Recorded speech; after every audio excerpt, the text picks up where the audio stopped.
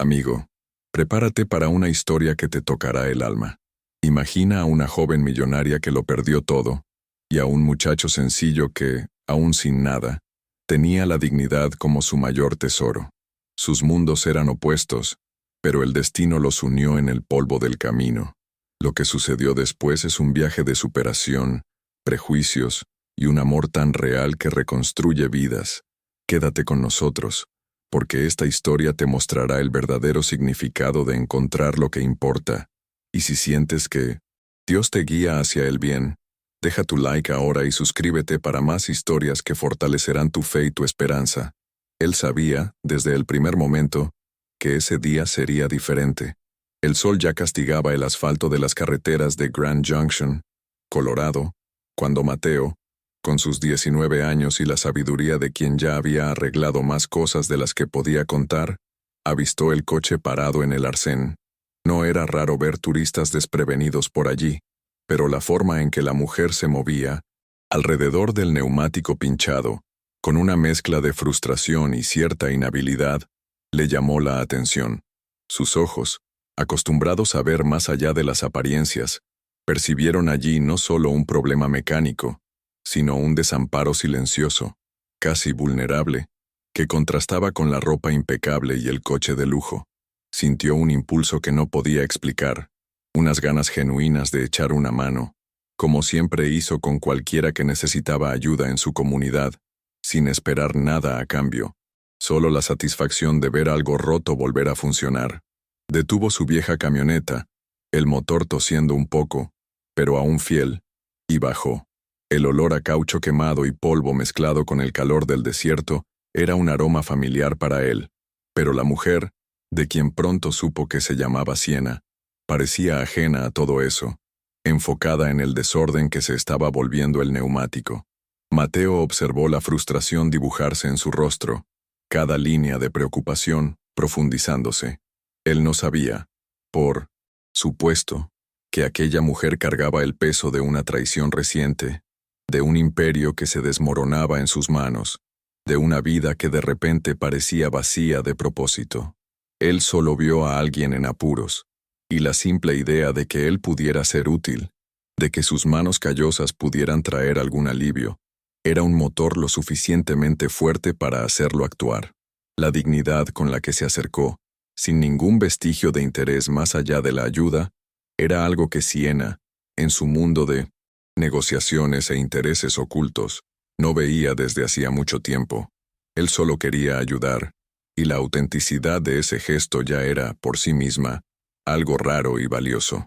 Mientras Mateo trabajaba en el neumático, Siena lo observaba con una curiosidad que iba más allá de la gratitud inmediata. Sus manos se movían con una destreza que ella solo había visto en películas, los dedos gruesos y fuertes, pero al mismo tiempo cuidadosos, manejando la herramienta como si fuera una extensión natural de su cuerpo.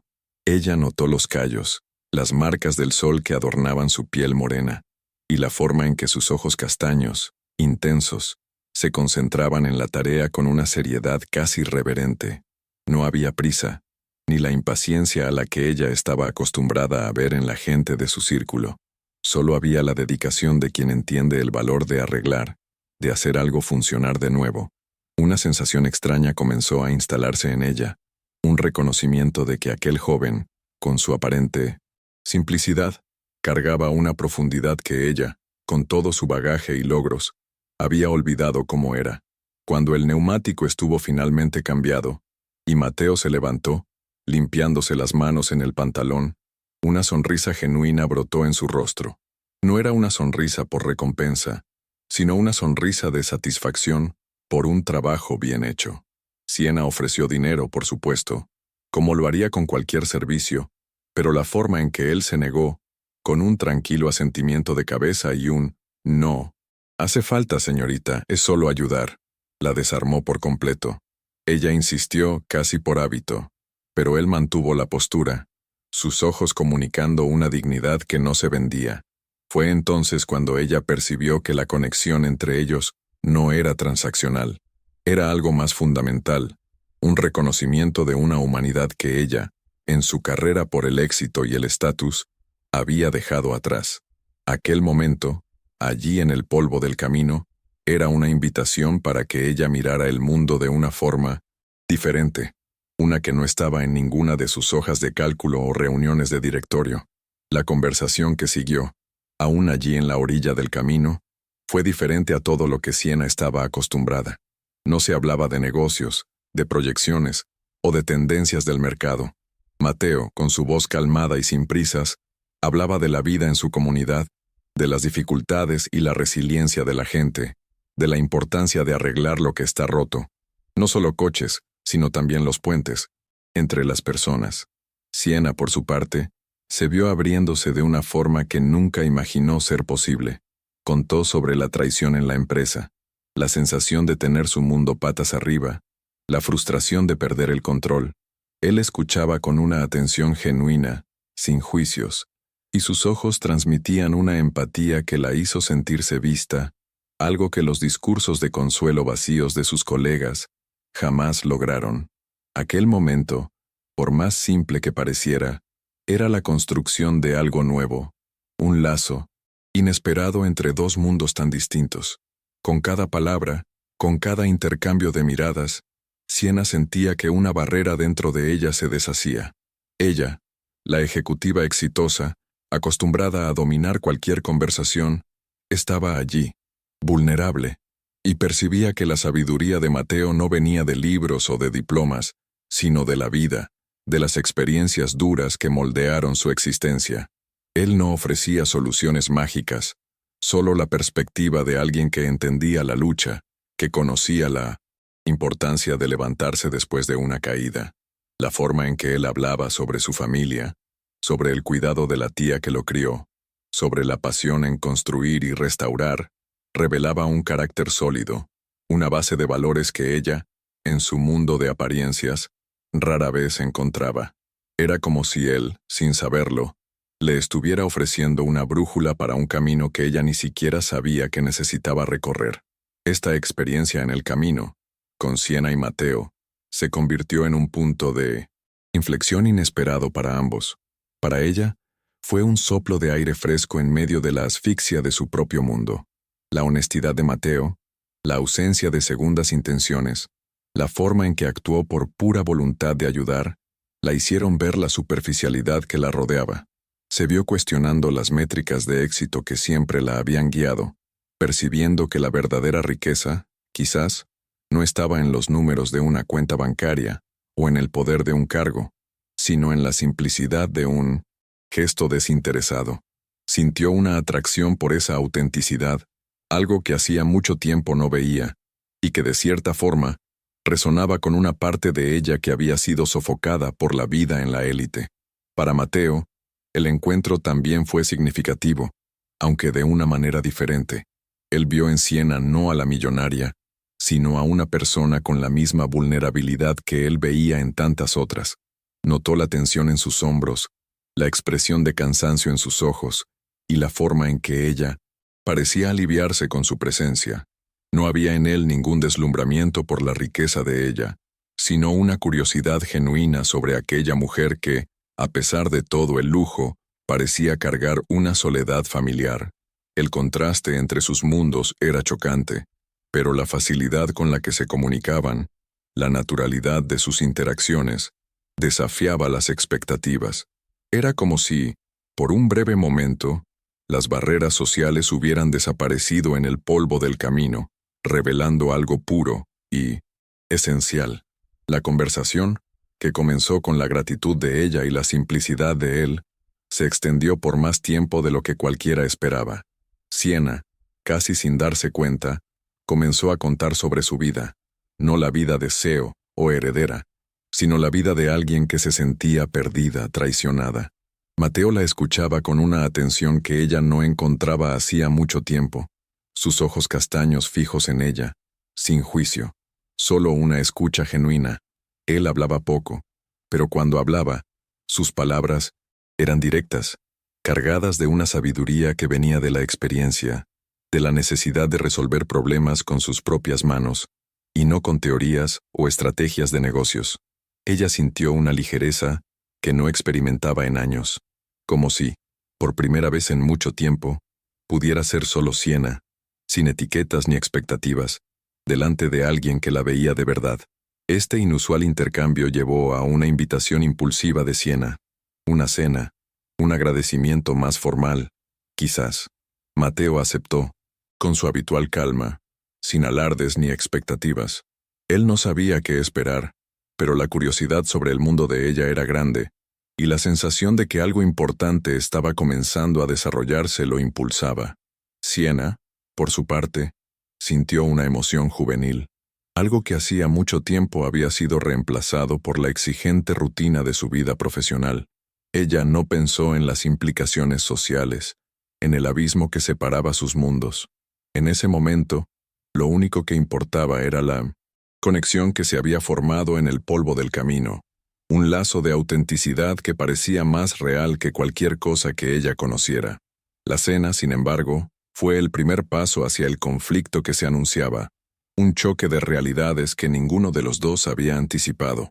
Siena, en su ingenuidad o quizás en su deseo de compartir lo nuevo que había encontrado, decidió llevarlo a un evento de la alta sociedad en Aspen. Para ella, era una forma de integrarlo, de presentarlo a un mundo que ella pensaba que era el suyo. Pero Mateo, al cruzar el umbral de aquel suntuoso salón, sintió una incomodidad inmediata, una sensación de desplazamiento que lo golpeó. Observaba las miradas, las conversaciones fragmentadas, la superficialidad de las sonrisas, y percibió que no era un invitado, sino una pieza exótica en un tablero que no era el suyo. Cada palabra, cada gesto de los presentes, parecía disminuirlo, etiquetarlo, como si su simple presencia allí fuera una afrenta al status quo de aquel ambiente. La humillación, sutil para Siena, pero palpable para Mateo, comenzó a corroer la conexión que habían construido. Él veía en los ojos de la gente que lo veían como un caso de caridad, un proyecto humanitario de Siena, y no como un ser humano con su propia dignidad y valor.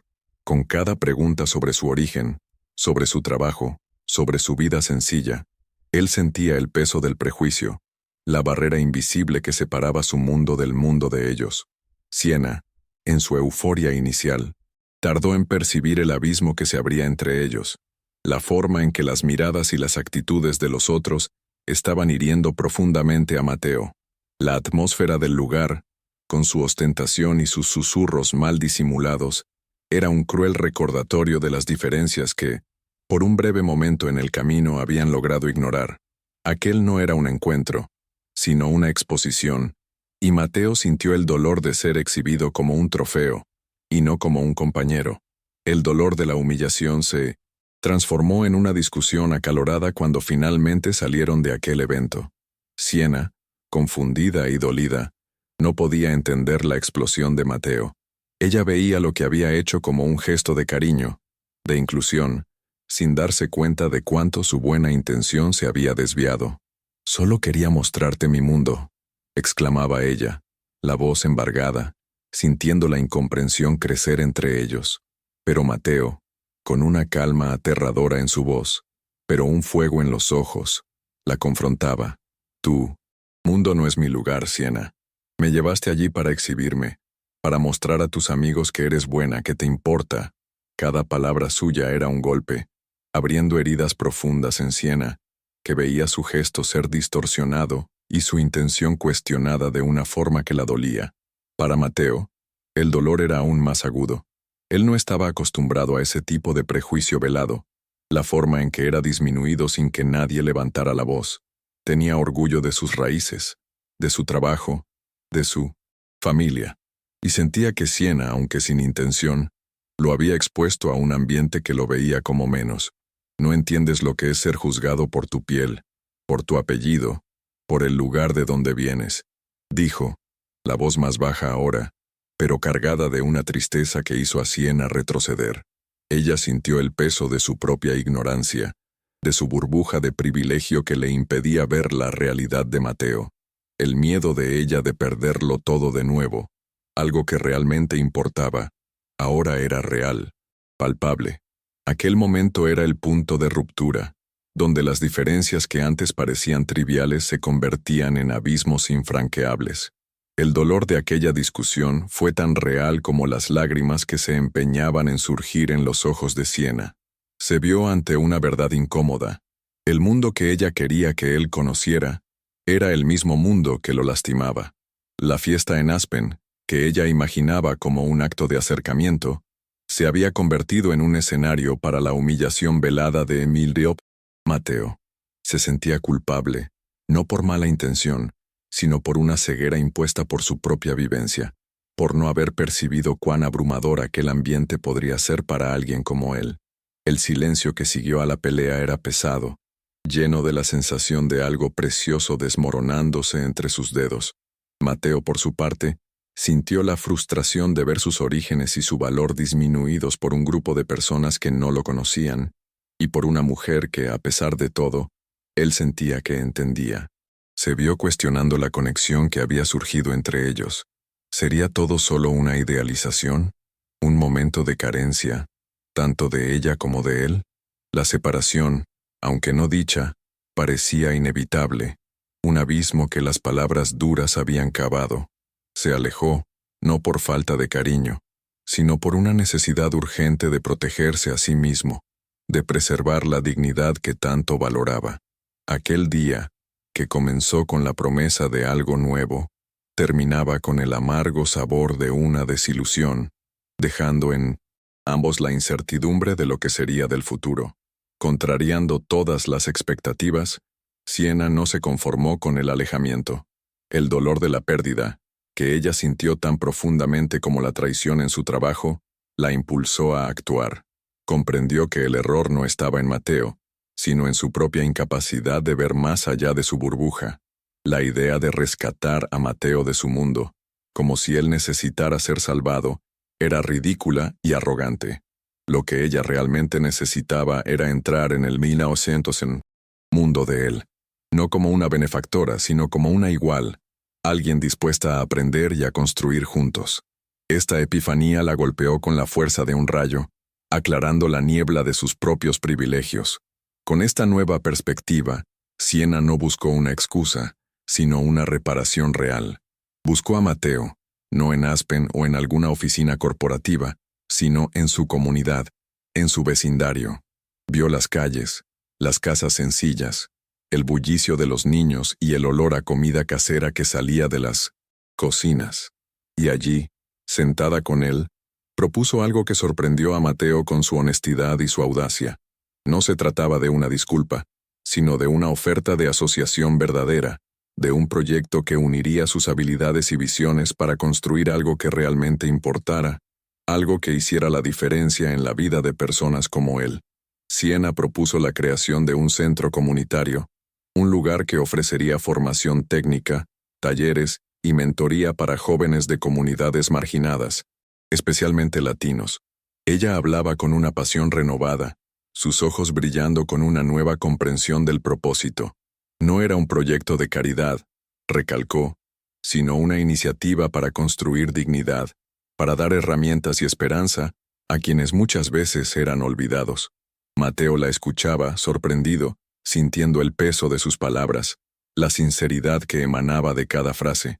Aquella no era la Siena del evento en Aspen, sino una mujer que lo había perdido todo para, finalmente, encontrar lo que importaba. La condición de Mateo para aceptar, sin embargo, fue clara y directa, dicha con la misma calma que lo caracterizaba. Él le pidió que dejara de disculparse, no por él, sino por amar algo que era real, él, su cultura, su comunidad y lo que estaban construyendo juntos.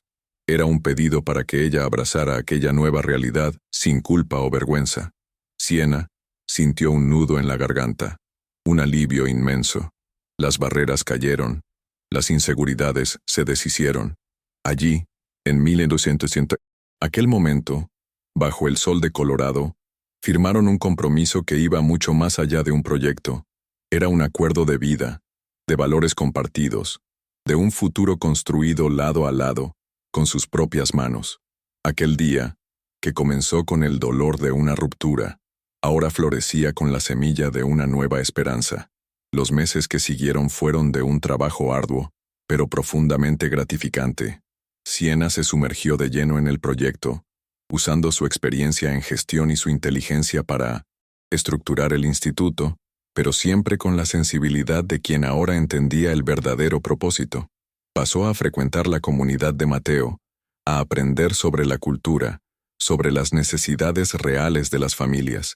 Dejó de ser la CEO de una startup para convertirse en una aprendiz, una colaboradora. Sus manos, antes acostumbradas a teclados de computadora, ahora ayudaban a cargar materiales, a organizar herramientas, a pintar paredes. Era una transformación que ella sentía en la piel y que la liberaba de un peso que ni siquiera sabía que cargaba. Mateo, por su parte, florecía. Su calma natural y su sabiduría se convirtieron en los pilares del proyecto. Lideraba los talleres con una paciencia y una didáctica que inspiraban a los jóvenes. Veía en los ojos de ellos la misma chispa que él un día tuvo, la misma necesidad de aprender, de construir. Él no solo enseñaba habilidades técnicas, sino que transmitía valores, la importancia de la dignidad, del trabajo honesto, de la unión. La visión que Siena había traído, unida a su vivencia y a su conocimiento de la comunidad, creaba un ambiente donde la esperanza no era una palabra vacía, sino algo palpable, construido ladrillo a ladrillo. El galpón abandonado que eligieron para hacer el Instituto Ramírez and Taylor comenzaba a cobrar vida, no solo en su estructura física, sino en la energía de cada joven que allí encontraba un nuevo camino.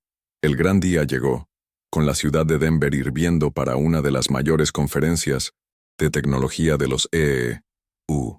Siena estaba allí, no como ponente invitada, sino como alguien que se había inscrito para una breve presentación, una oportunidad de hablar sobre un proyecto que ella sabía era diferente a todo lo que se discutiría en aquel escenario.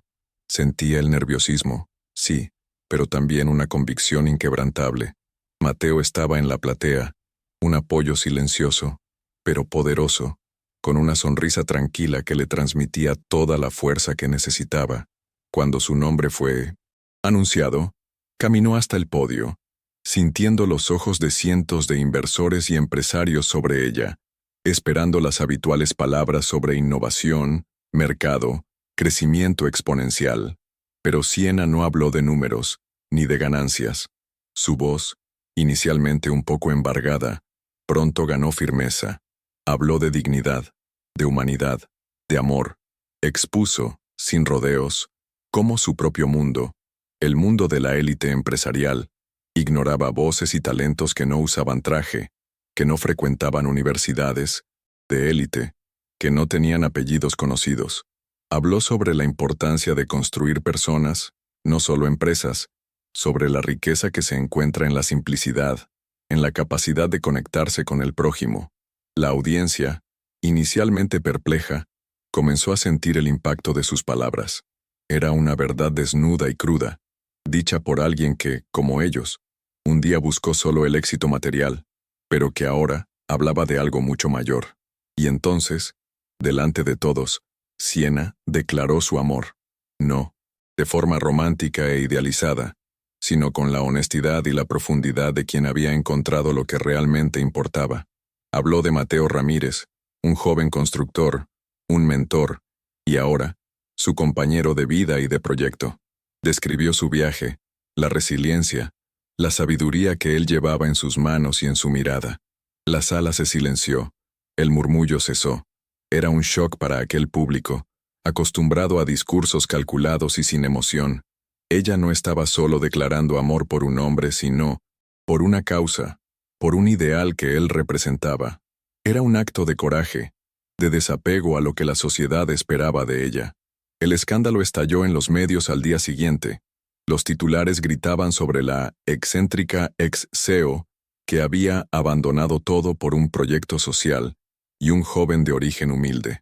La élite empresarial la canceló, se alejó de ella, indignada con lo que consideraba una afrenta a sus valores. Pero algo mucho mayor comenzó a suceder. Una ola de apoyo de personas comunes se alzó, de gente que se veía en la historia de ellos, que veía en la actitud de Siena y en la dignidad de Mateo una esperanza. Mensajes, llamadas, donaciones comenzaron a surgir, no de grandes inversores, sino de individuos que, tocados por la verdad de aquella historia, querían ser parte de algo real. Aquel día, que podría haber sido el final de una carrera, marcó el inicio de algo mucho más significativo. El Instituto Ramírez and Taylor, habilidades, dignidad, futuro, nació del 1800, terreno de un antiguo galpón abandonado. La construcción fue un esfuerzo colectivo, con voluntarios de la comunidad uniéndose a Mateo y Siena, transformando ruinas en un espacio de luz y aprendizaje. Cada pared que subía, cada banco que se instalaba, llevaba la energía de un nuevo comienzo, de un propósito compartido. El olor a madera, pintura y el sonido de herramientas se mezclaban con la risa de los jóvenes, que ya veían allí la promesa de un futuro diferente. El espacio se convirtió, en 1900, poco tiempo, en una referencia en capacitación técnica, desarrollo humano y transformación social. Jóvenes latinos, negros, nativos y de otras minorías, que antes enfrentaban puertas cerradas y miradas de desprecio, encontraron en el instituto no solo una profesión, sino un camino de dignidad, pertenencia y esperanza. Aquel lugar, antes olvidado, pulsaba con vida, con el potencial de una nueva generación que estaba siendo preparada para no solo arreglar objetos, sino también a sí mismos y sus comunidades. Mateo, antes invisible para el gran mundo, ahora lideraba clases, daba charlas y recibía alumnos con el brillo en los ojos de quien ve su propio reflejo en el éxito de otros. Ya no era solo el joven que arreglaba neumáticos en la carretera, era un constructor de futuros, un mentor que inspiraba con el ejemplo. Sus manos, antes enfocadas en un neumático, ahora moldeaban vidas, enseñaban oficios y transmitían el valor de cada esfuerzo. La simplicidad de su esencia era la fuerza que movía el instituto, y la comunidad lo veía como un héroe silencioso, un hermano mayor que abría caminos. Siena, que un día lo tuvo todo material y vio ese todo desvanecerse, descubrió que el verdadero poder no estaba en las empresas o en las fortunas, sino en la capacidad de construir personas. Encontró una riqueza que el dinero jamás podría comprar, la satisfacción de ver la transformación en los ojos de un joven, la gratitud de una familia, la fuerza de una comunidad unida. Su vida, antes, enfocada en números y proyecciones, ahora se medía en sonrisas, en oportunidades creadas, en vidas que eran genuinamente impactadas. Lo que ella perdió en estatus, lo ganó en propósito, y este intercambio la hizo percibir que el amor, cuando es real, no intenta transformar al otro, sino que construye junto, transformando el mundo alrededor. La historia de Siena y Mateo se convirtió en un testimonio vivo de que, a veces, es necesario perder todo aquello que nunca tuvo valor para, finalmente, encontrar lo que realmente importa. Su superación no vino de un giro mágico o de un guión fantasioso, sino de la fuerza de la vulnerabilidad, del coraje de admitir errores y de la resiliencia para empezar de nuevo. Ellos mostraron que la dignidad no se mide en cifras, sino en la forma en que se tiende la mano al prójimo, en la forma en que se construyen puentes y no muros. El Instituto Ramírez and Taylor continuó creciendo, y con cada nuevo alumno que entraba por esas puertas, con cada historia de éxito que surgía, la prueba de que el amor que reconstruye es el más poderoso de todos se solidificaba. No eran solo una pareja, sino un símbolo, la representación de que, incluso en un mundo dividido por clases y prejuicios, la humanidad y la conexión verdadera pueden florecer, inspirando a otros a ver más allá de las apariencias y a creer en el poder transformador de un gesto de amor.